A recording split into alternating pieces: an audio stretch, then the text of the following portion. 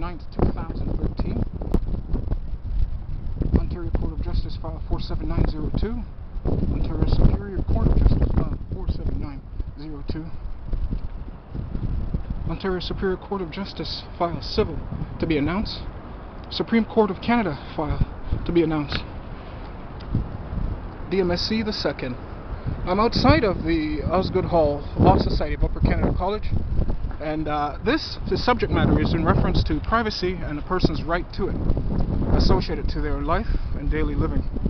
What I'd like to discuss further in this topic, this video, is the issue of credit, people applying for credit, and identity theft.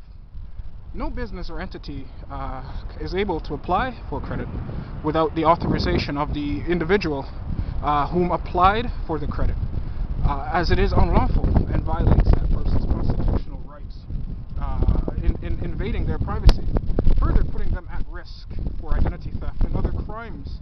Now, a person should be able to be identified the moment they apply for any credit, and further be noticed.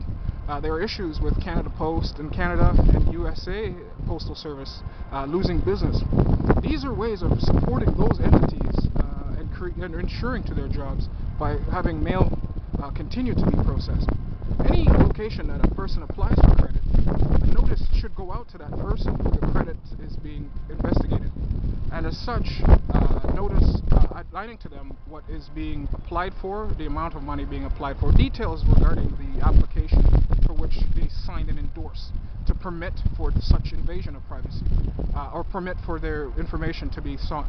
Otherwise, clearly, we have no control over others exploiting people, taking advantage of them to steal and or to purposely cause harm by invading their privacy at will.